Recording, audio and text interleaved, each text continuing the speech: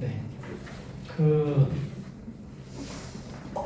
지금 이제 북한의 두 국가 보면서 그러면 이게 통일 포기론이냐 논란이 많이 있는 것 같습니다. 근데 저는 개인적으로 아직 김정은 위원장이 통일을 포기했다고는 생각을 안 하고 있습니다. 이제 지금 왜 그렇게 생각하는지 말씀을 좀 드려보겠습니다. 2019년도 신년사에서 김정은 위원장이 2018년에 남북 정상회담 했잖아요. 그러니까 대화가 잘 된 후에 첫 신년사에서 올해 통일 방안에 대해서 논의하자라고 제안을 했습니다. 그러니까 김정은 위원장이 반통일 방안을 문재인 대통령하고 얘기하자라는 생각을 2019년에 갖고 있었다는 얘기겠죠. 물론 이제 2019년에 문재인 정부가 남북 관계를 잘 못 풀면서 그해 8월 16일 날 북한의 통전부가 삶은 소대가리가 암천 대소할 일이다 이렇게 비판을 하죠. 그러나 어쨌든 2019년 초까지 김정은 위원장은 통일 방안 얘기를 해보자고까지 얘기를 생각을 했던 거예요. 그럼 이제 잘 아시겠지만 북한의 통일 방안은 고려 연방제에서 낮은 단계 연방제, 느슨한 연방제까지 가고 2014년도에 북한의 노동신문에 연방연합제라는 표현까지 나왔습니다. 그러니까 북한이 연합이라는 표현까지 2014년에 쓴 거예요. 그리고 2019년에 이제 통일방안 얘기하자고 하고 2019년 8월에 문 대통령을 비판했지만 2021년도에 당 규약 개정이 있습니다. 8차 당대회를 하고 규약 개정을 했는데 그 규약에서 민족 공영 단계라는 표현을 씁니다. 그러니까 북한의 노동당의 규약에서 민족 공영이라는 표현이 유일무이한 표현이에요. 그때 처음 들어가고 그 후에 다시 빠지고. 그러니까 그때까지는 김정은 위원장이 조국통일이라는 표현도 쓰고 민족 대단결이라는 표현도 쓰죠. 당규약에서. 그럼 이건 뭘 얘기하느냐?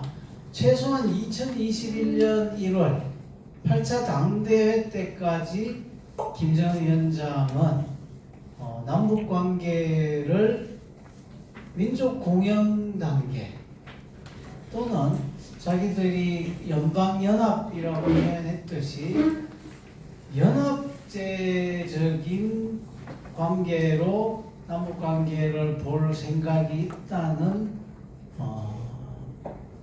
구상을 가졌던 거 아니냐. 저는 이제 그렇게 생각을 합니다. 근데 2021년 5월 달에 이제 문재인 대통령 마지막 임기 때예요. 문 대통령이 김정은 위원장한테 친서를 보냅니다.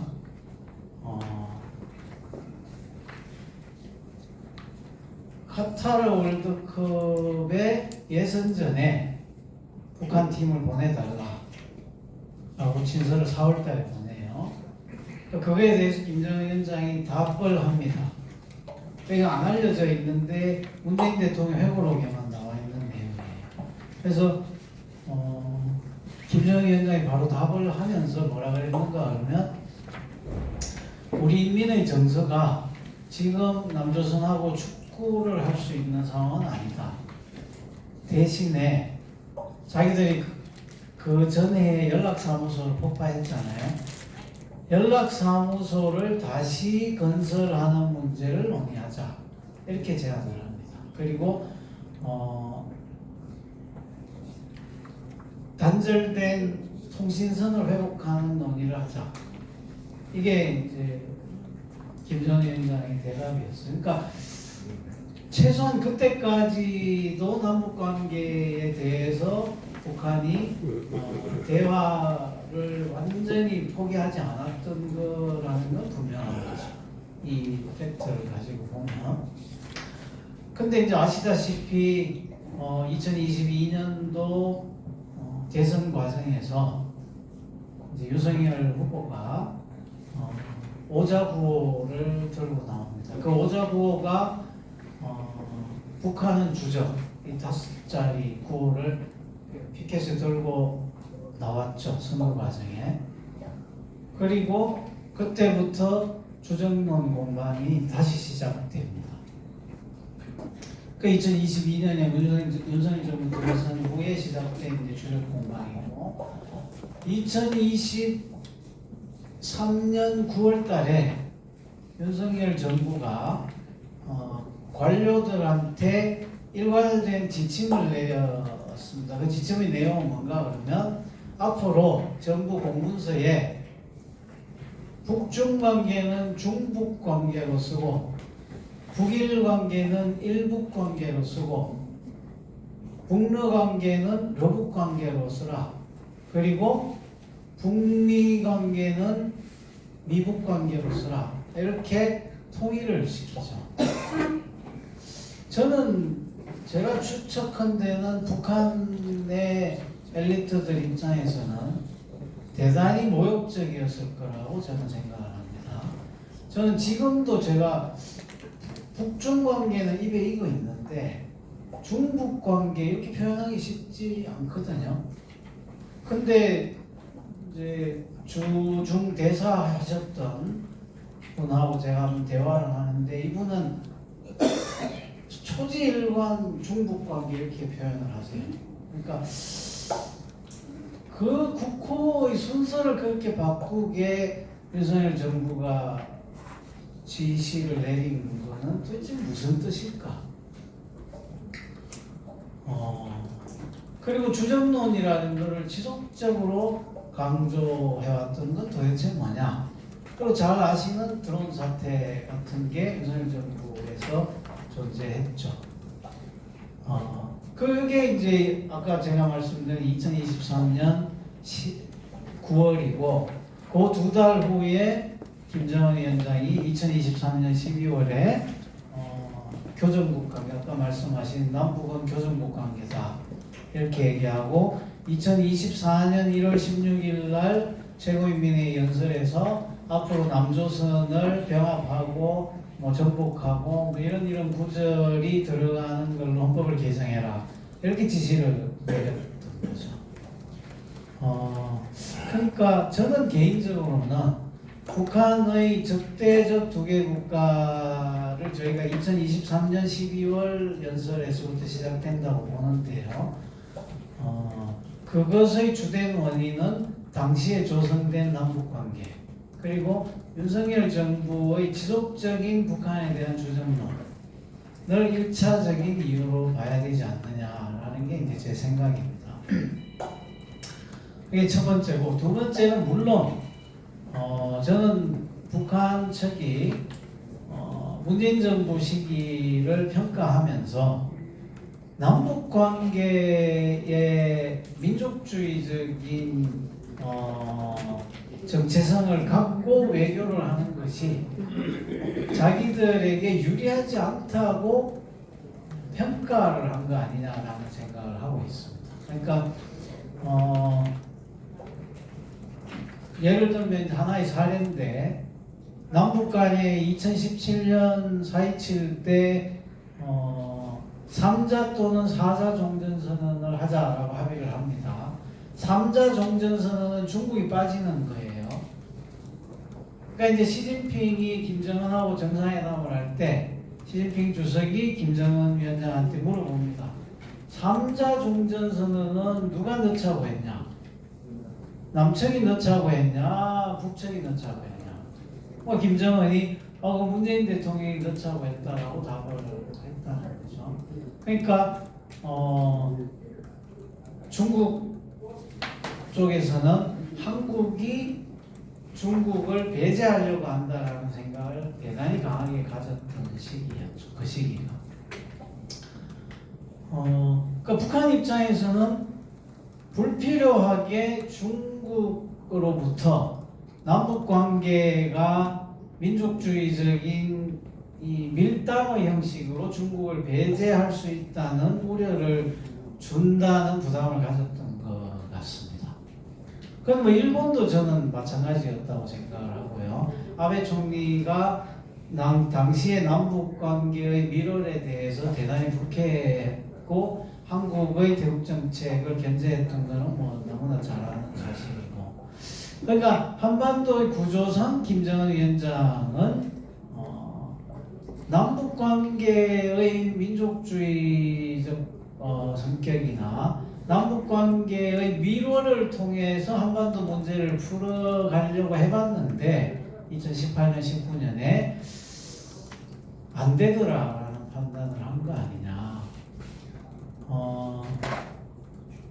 앞서 윤석열 때문이다라는 얘기를 제가 말씀드렸고, 두 번째는 김정은 위원장과 북측의 엘리트들이 남북의 민족주의적 소통 구조를 우선시하는 통일 방안이 한반도 구조에서 적절하지 않다는 판단도 가미된 거 아니냐. 저는 이제 그 두 가지가 북한으로 하여금 두 국가론을 하게 만들었다라는 판단을 하고 있습니다. 그래서 저는 이번 당대회 후에 북한의 헌법이 어떻게 나오느냐를 되게 이제 유심히 지켜봤는데, 일단은 제가 생각한 것처럼 적대적이라는 표현은 다 사라졌습니다. 그러니까 윤석열이 아니고 이재명 정부로 바뀐 마당에 적대적 교전국 관계 이런 표현들은 다 뺐죠, 헌법에서. 다만 영토 조항을 신설하는 등 두 개 국가론은 분명히 했습니다. 그래서 이제 저희는 그거를 평화적 두 국가론이라고 부르고 있습니다.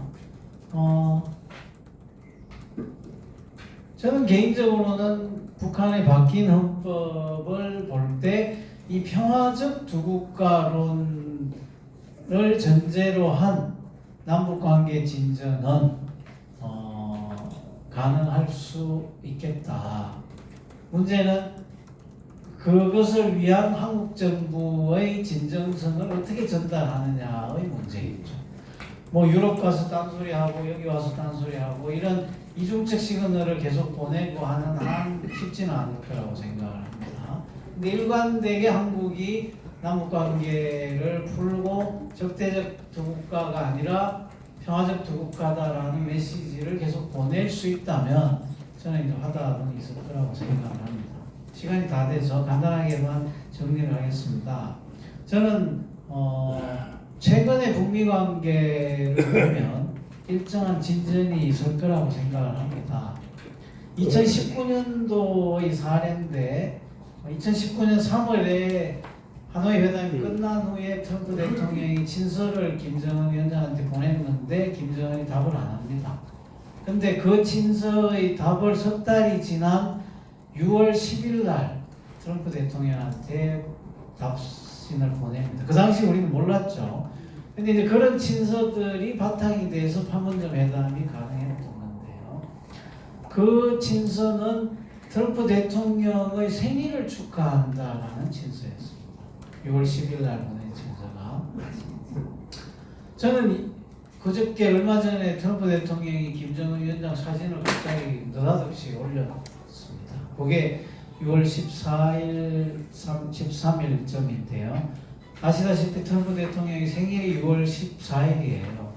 저는 아마 지금 물밑에서 친서 외교가 가동되고 있을지도 모르겠다라는 생각을 하고 있습니다. 그리고 뭐 그런 흐름 속에서 시진핑 주석이 북한을 방문해서 북한이 중국을 이탈해서 미국과 만나지 않기를 관리하기 위한 방법을 한 거 아니냐라는 생각을 하고 있습니다.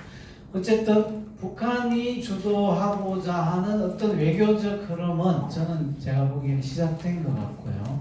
그 흐름의 형태는 북한은 중국과 러시아를 뒷배로 하지만 미국을 포함하는 다양한 해칭 외교를 염두에 두고 있는 거 아니냐라는 생각입니다. 그래서 저희가 한국 정부가 이런 상황들을 염두에 두고 대북 정책을 좀 더 일관되고 면밀하게 진행하지 않으면 향후 전개될 빠른 속도를 못 쫓아갈 수도 있겠다 이런 생각입니다. 네, 이상입니다. 네, 감사합니다. 이 무지무지하게 그 복잡하고 긴 얘기를 압축적으로 잘 말씀해 주셨습니다. 그러면은 지금부터 그 정성희 자주연합 집행위원장과는 말하자면 저희 그 통일운동의 그 현장에 계신 분인데요. 그래서 이 토론을 맡아주시겠습니다. 예. 의원님 부탁드리겠습니다. 여러 어르신들, 선배님들 영광입니다. 이런 자리에서 토론하게 되어서 제 토론문은 30초부터 이어집니다. 자료를 다 참조해 주시고요. 제 주장의 핵심을 말씀드리겠습니다. 적대적 부국가에 대해서 이해가 다양합니다. 그러나 저는 적대적이라는 데 방점이 있다. 부국가에 방점이 있지 않다. 이렇게 생각을 합니다. 적대적만 해소되면은 굳이 장기적으로 부국가 갈 이유가 없다. 이렇게 그렇게 북쪽이 생각하고 있다고 확신을 합니다. 아직도. 그것은 왜 그러냐 하면은 이 김정은 위원장이 적대적 부국가 전쟁주의 교전국이라고 선언하고부터 적대적이 됐습니까? 적대적 현실을 강하게 표현한 것이죠. 두 국가도 그 선언으로부터 두 국가 시작됐습니까? 대외적으로는 이미 91년도 유엔 동시가입에서 이미 두 국가가 됐고 내부적으로는 통일되기 전까지의 민족 특수관계라고 얘기하지 않았습니까? 그래서 저는 적대적인만 해소되면은 통일되기 전까지 민족 특수관계가 변함이 없다고 생각합니다. 그리고 헌법도 그렇습니다. 북쪽의 헌법 개정은 아주 쉽습니다. 20번 이상 했습니다. 남쪽은 10번 했습니다. 48년도 제정 이후에 9번 개정해서 10번 했습니다. 매우 어렵습니다. 북쪽은 당우위의 국가훈련이기 때문에 마음먹으면 내외의 중요 변수가 변화되면 헌법을 금방 바꿀 수가 있다 이렇게 생각을 합니다. 자, 그런데 왜 북쪽이 이제 이런 전략 강한 은수를 구사하고 그다음 휴전선을 뭐 헌법에 이제 영토조항, 영해조항까지 얘기를 하고 그거 다 파디 빚어가지고 오도 가도 못하게 이렇게 하는가? 이것은 지금 미 패권 약화, 그 다각화로 가는 과정에서 미국 패권 고수를 위한 마지막 발악이 동아시아에서 위험을 가져올 수도 있다. 그렇기 때문에 장기전을 각오하는 겁니다. 장기적으로 가자는 게 아니고 각오를 하고 제압을 해야만이 말을 들어줄 것 같다.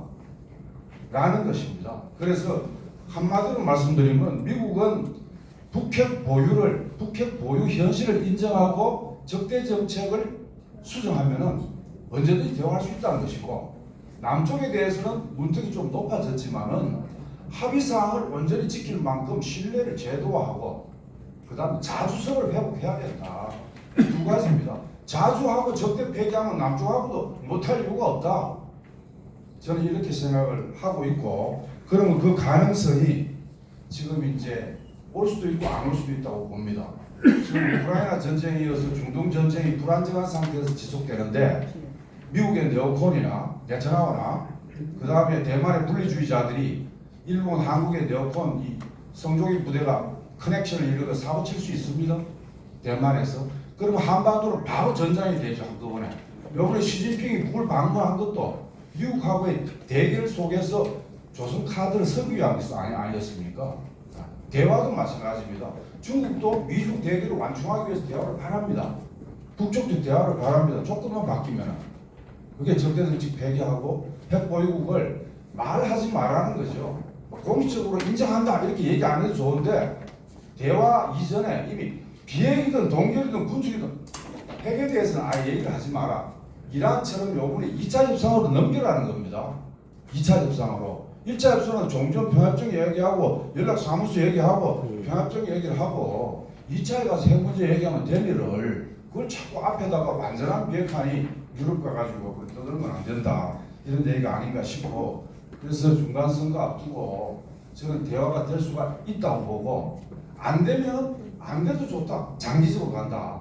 그래서 장기적 대비체로 북러를 기초로 해서 북중러 강화하는 거. 내부적으로는 지방발표 29×10.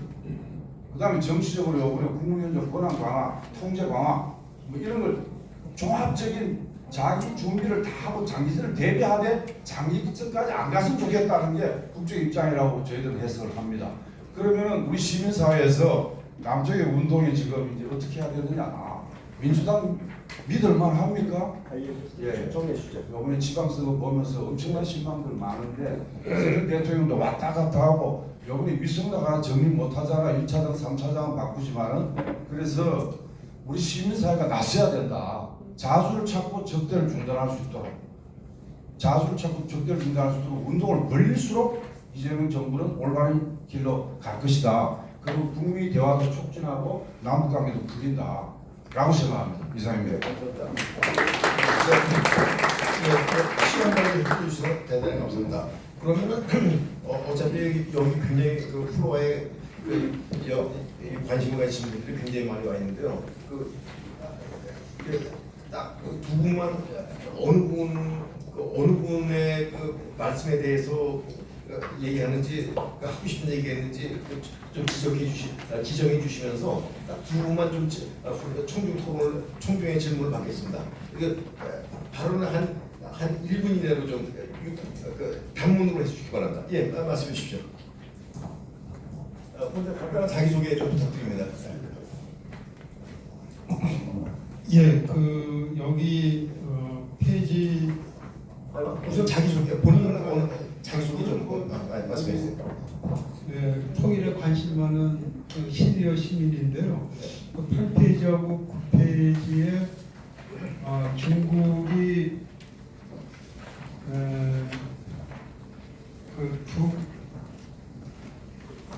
두국가 체제를 선호한다고 그러고 또 2018년 김정은은 트럼프를 만나 북미 수교를 하면 핵무기를 포기하겠다고 했는데요. 그 핵무기를 포기를 하면은 빅딜을 당연히 해야 되는데 스몰딜을 얘기했다는 거는 중국하고 똑같고 그냥 여기 동아시아에서 유엔사를 쫓아내겠다 그 소리 걸라고요. 그래서 이거는 좀 판치하신 분이 좀 연구를 조금 더 심도 있게 좀 사실관계를 하셔야 되지 않나 해서 말씀드렸습니다. 예, 감사합니다. 그러니까 이 김상준 교수님에 대한 질문이죠. 또 한 분만 더 받겠습니다. 예, 말씀해 주시죠.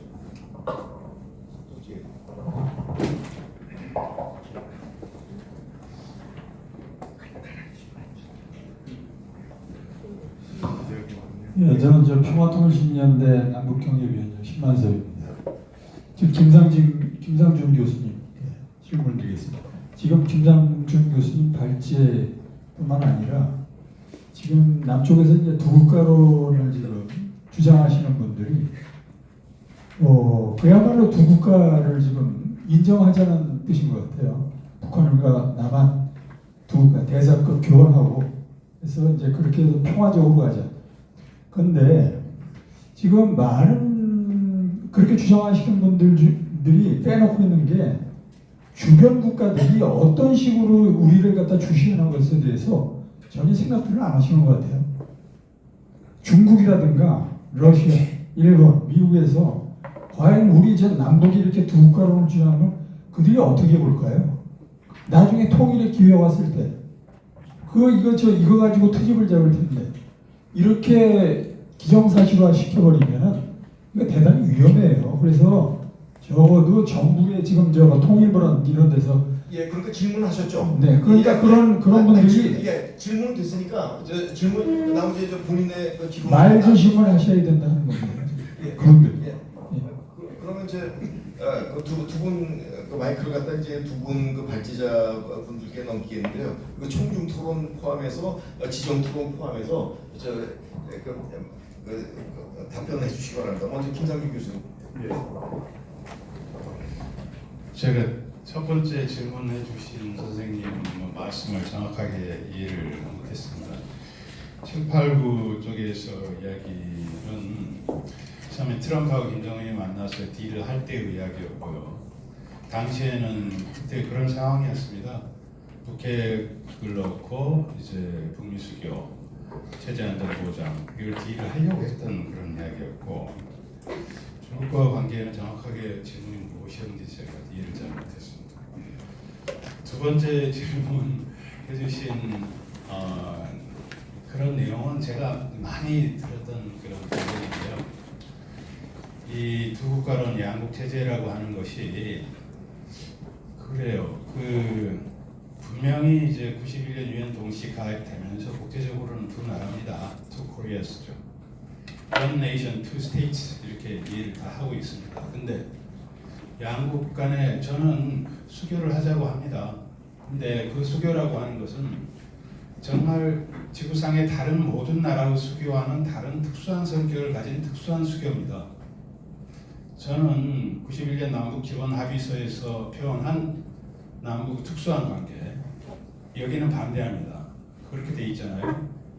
이 남과 북은 나라 대 나라의 관계가 아니라고 했습니다. 그리고 통일을 지향하는 관계에서 형성되는 작전적 특수관계라고 했죠.